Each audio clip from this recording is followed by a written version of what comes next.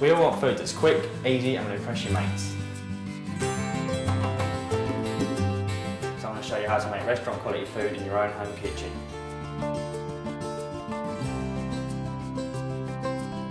Simple but stylish meals you can do in just 15 minutes.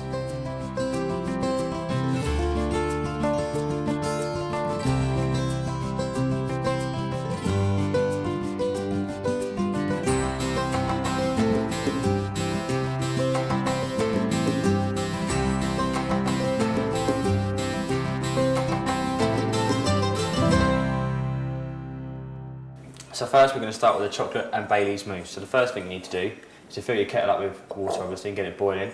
Get that into a pan, but don't have it on boiling, you want to have it on simmering, because otherwise when you put the chocolate in this bowl, you're going to burn the bottom.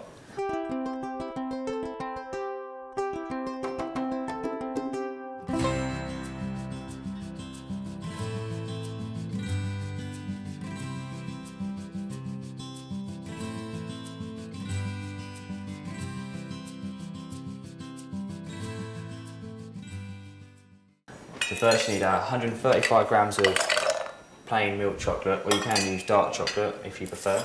30 grams of butter to this, and then you want to get it over your boiling water or your simmering water.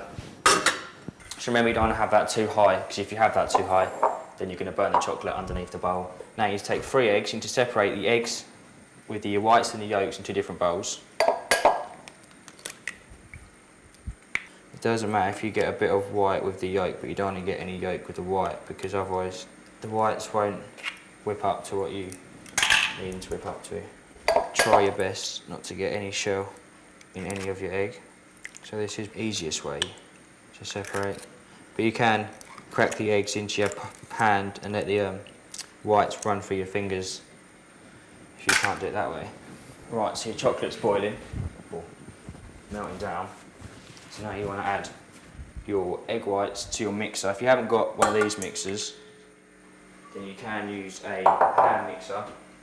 What you're going to do is you're going to get that, put that on high, because we want the eggs to whip up so they're nice and white and fluffy like meringues.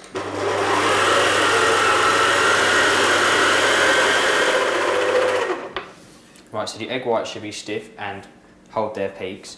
Now you need to take 2 tablespoons of caster sugar, and you need to add it slowly, because if you add it all at once then the egg whites will just sink.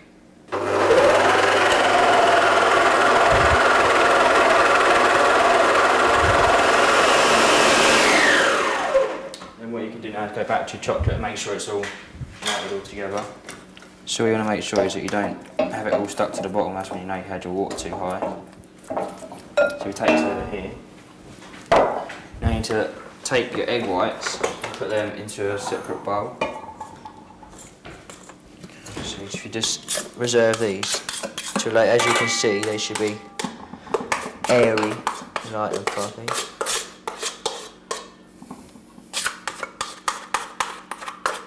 If you get as much as you can out.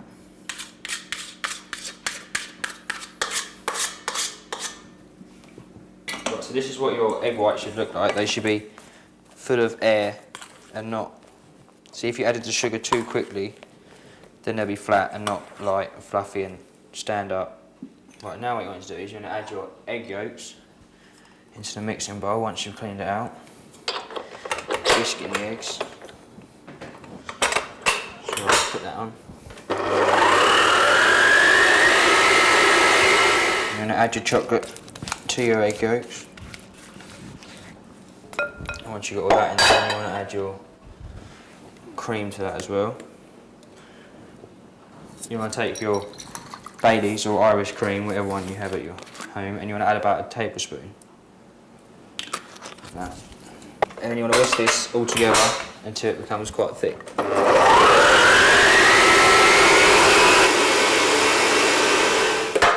And as you can see in this bowl here, that is quite shiny on top. And that'll be because of the butter and the cream you added, and that's what you want to look for when it's ready to add your egg whites. So now if you take that and take the egg whites which you kept earlier, which are still, as you can see, nice and fluffy, you need to add them a bit at a time. This might take a bit of time, a lot of air you need to put into when making a mousse. because that's the key thing you want, is lots of air so it's not rich and heavy.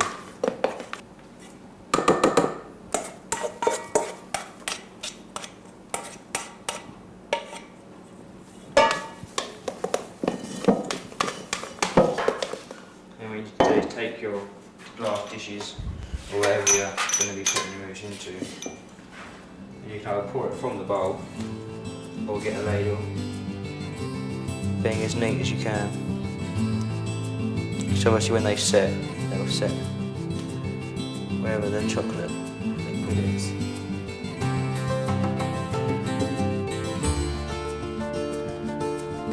And what I'm going to do is put them in the fridge and chill. So now we're going to be doing a smoked salmon on toasted chia batter with a horseradish creme fraiche. So for that you're going to need your horseradish, your creme fraiche, your coarse sea salt, your chia batter loaf and your smoked salmon.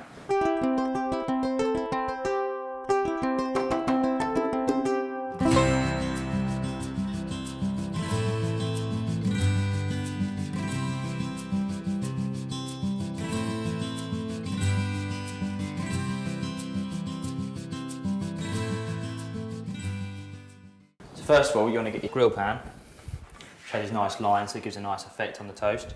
You want to get that nice and hot. So if you get that on first, and while that's heating up, if you cut your chia batter all the same, roughly the same size, and put that away. So they're all about that sort of thickness, as you can see, not overly thick but not too thin. And you want to take your olive oil, so if you drizzle that across both sides with a pinch of salt, and then turn them over and do exactly the same on the other side. So if you just drizzle that, that'll give it a nice flavour as well as a nice colour. And once again, just chuck that with salt. Now your pan should be getting hot enough. If you take your bread over, and what you're going to do is you're going to lay it across the lines, so you get a nice lined effect as the pan gets hotter. Oh, that's getting nice colour on it. You want to take your bowl, you want about 2 tablespoons of creme fraiche, and you want to take your horseradish, and you want about a teaspoon, depending on how hot your personal palate is, and then you're going to put another pinch of salt in there. Take your whisk it all together.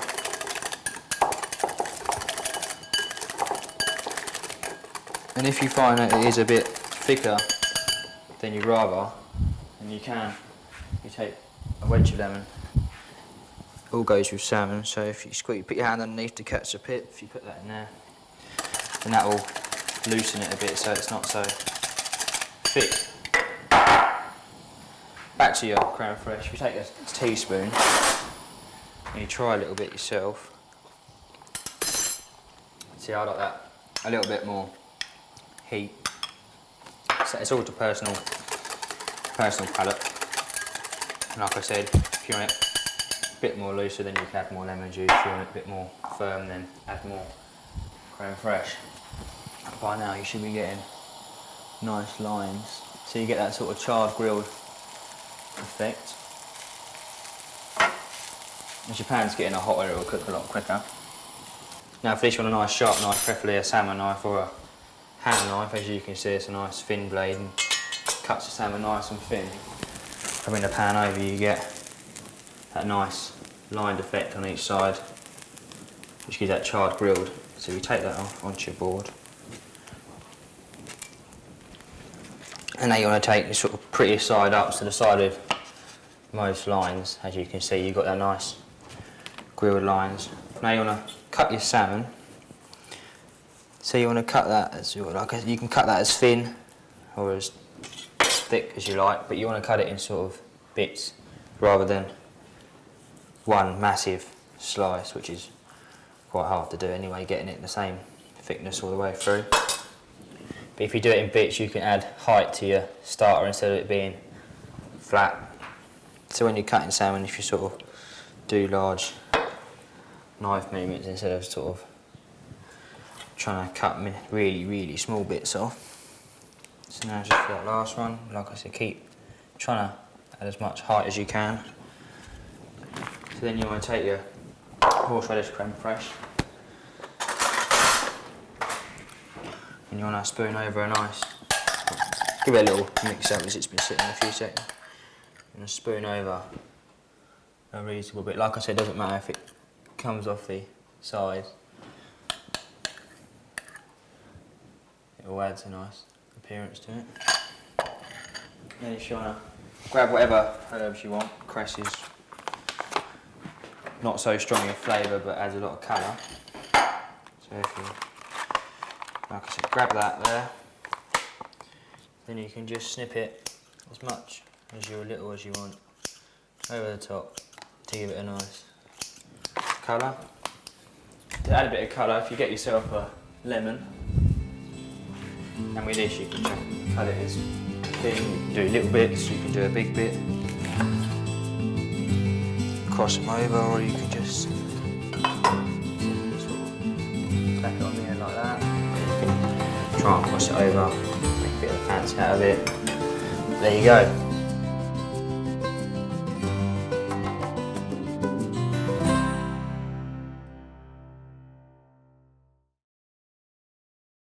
So now onto the pomegranate cooler. You're going to need some pomegranate juice, some ginger ale, some ice, a jug to stir it all around in, a glass to serve it in. You're going to need some lime juice and limes to serve. So if you have any bits of lime that you've used, you can still use for juice. And you're going to need some mint, which I have already over here. So first we need to pour in some of that pomegranate juice.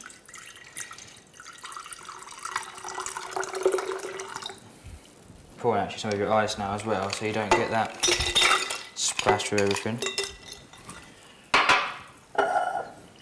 And you want about the same amount of ginger ale to what pomegranate you're putting in, depending on how strong you really like it. And then you want some lime juice.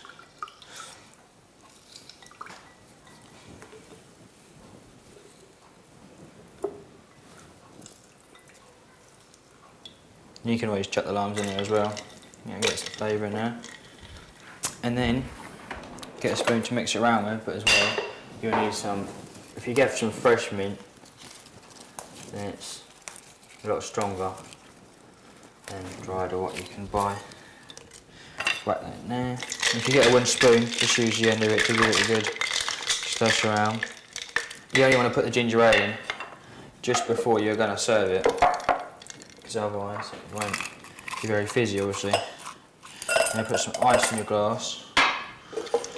And to make it look pretty, you want to put a few wedges of lime.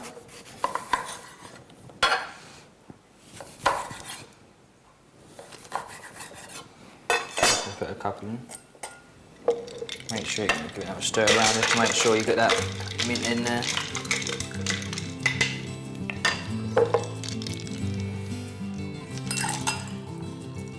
And you have that nice purpley colour, which is quite summery to go with salmon. And there you go. There's the smoked salmon on toasted chia batter with creme fraiche and a pomegranate cooler.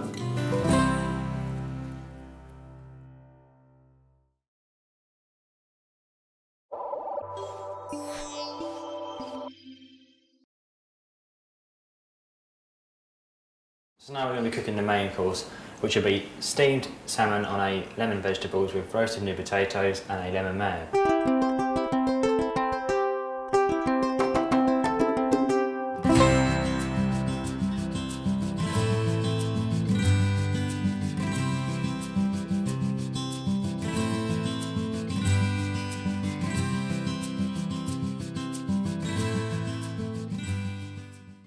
So the first thing you do, which will be the longest thing, is to boil your kettle and get that straight into the pan. Put some salt in the water, and then get your lid straight on so you can get that boiling. Next job will be the second one. Make sure you've got your oven preheated at about 200 degrees before you start. And you want to place your salmon in your foil. Put a little bit of seasoning, not too much, as fish comes from the sea, which is full of salt.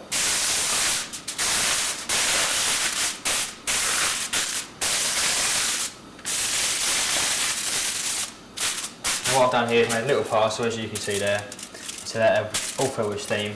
Cook the fish, and keep it nice and flaky without drying out. So now your salmon's in, so now you want to do the next longest job, which would be potatoes. So try and get your new potatoes all the same size, so they're all going to cook, even though you are barreling them. You want them to look so they're all, as you can see, the same sort of size here. What you want to do is take a small utility knife and you want to just round them off slightly. By doing this, they'll look nice on the plate, but also making them the same size. So when you pre-boil them, they're all going to cook at the same time. So you're not going to have one smushy potato or one hard potato. They're all going to be the same size and cook at the same speed.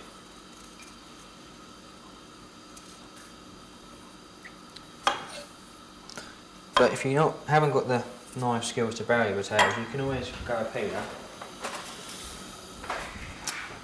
and just hold the potato in the palm of your hand and peel down, rotating it with your thumb, so on.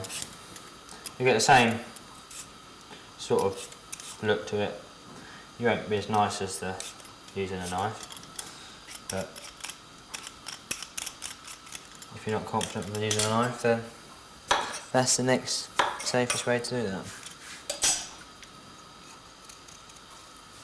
So if you try and keep as close to the skin as possible, so you're not removing tons of that potato. Chop the ends off so they're nice, and now your water should be boiling quite rapidly. As you can hear, it's boiling. You've salted, so you can just drop them in. Put the lid back on. So if you take 2 carrots, roughly the same size, and you want to just peel them.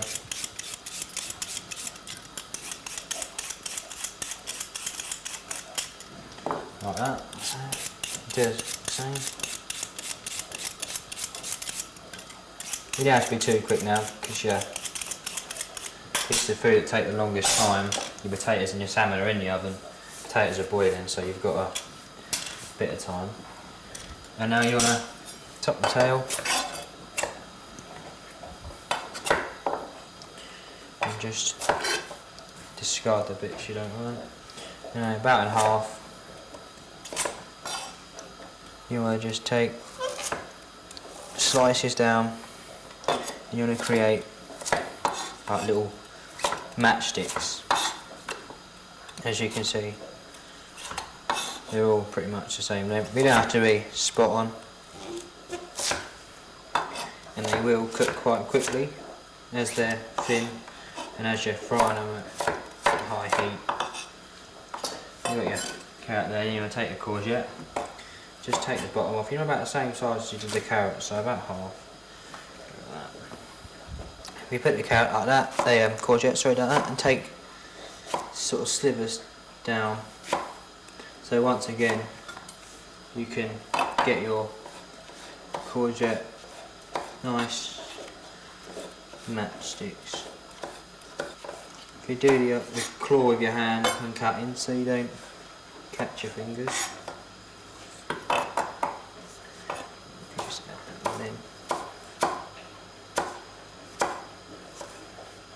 So you got your courgette, and if you take the lead and take the bottom again, you only take the top off because you only take it in the same sort of size as you did the carrot and your courgette. Now I'll chop this in half.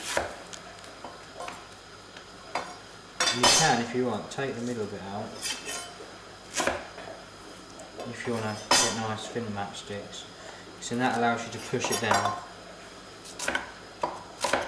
and get nice matchsticks all the way along. And just push down and get the bits you want. So that's your veg done.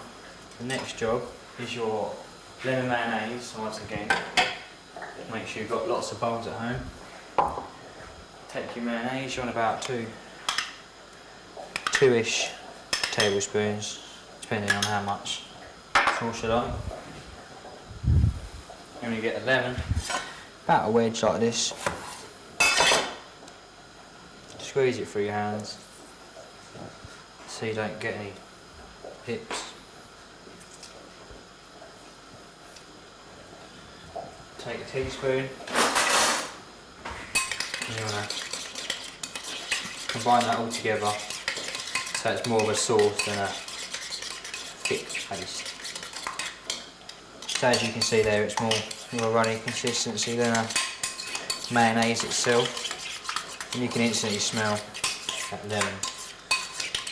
Like I said, you can put pepper in it, but if you're going to put pepper in it, and use white pepper so you don't get them black bits, which spoils the whole look. So that's your veg done, your mayonnaise done, your potatoes are on the heat. So by now you're probably nearly there. If you can always take a whole spoon, just lift it out of the water. As you can see, they've still kept their shape, and they're probably about there. So you see that just going into there. Couple seconds. So now the potatoes should be half boiled. So what you want to do is you want to take them out of the hot water and place them into your ice bath, just so it'll stop the cooking. And you can discard that for now. You need that.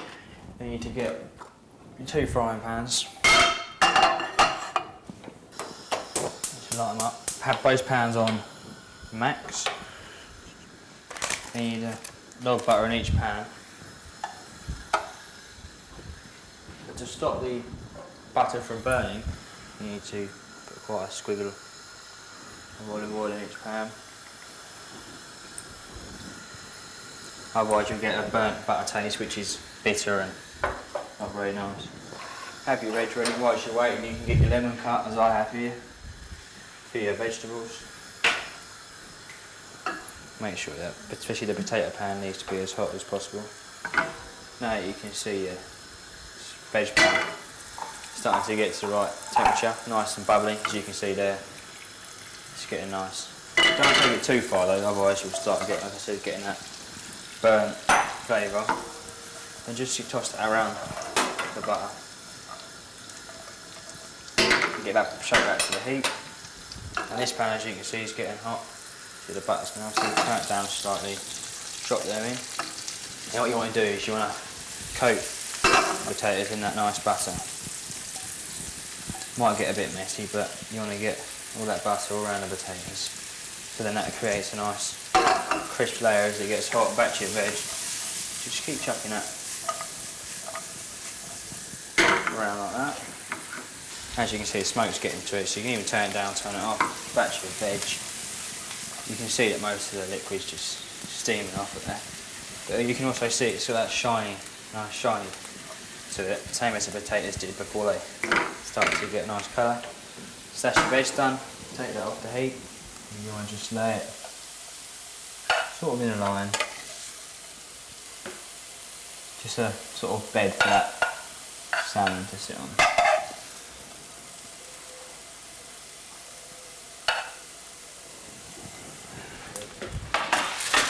What you want to do is you want to just, without catching the foil,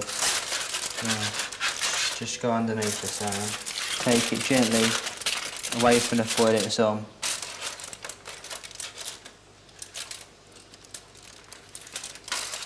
And just lay it across. Doesn't matter if it breaks apart, at least it shows it's still moist. And now if you just want to sort of place them around the salmon, as you can feel and see, they're nice and crisp. Just put that in there. You don't have to be too precise. And there you go, just you can finish it up. Nice bit of fresh parsley if you want to. Just sit that on top. If you want, you can always get a nice wedge of lemon again. Move the tray out of the way.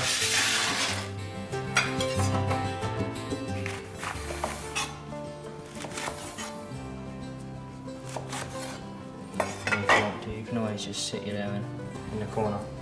And there you go. That's steamed salmon on lemon vegetables, roasted new potatoes with a lemon mayonnaise.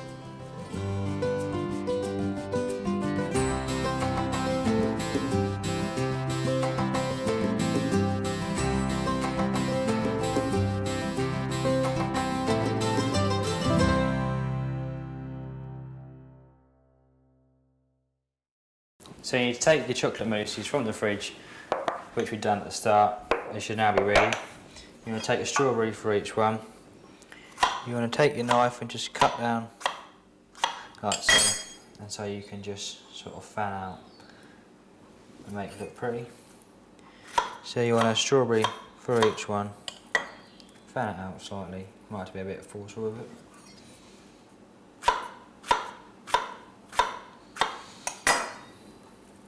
Fan them out, just to give that dent. You want to take a couple of mint leaves for each one. Just rest them at the top, like that. And then take your strawberry. What you're going to do is just show the fan side there. Because of the air in the mousse, they should just sort of sink slightly, but sit nicely fanned out there. And there's your chocolate and Bailey's mousse.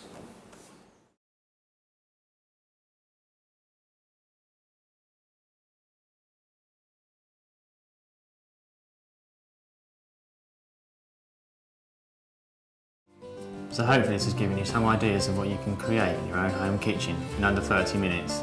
See you soon.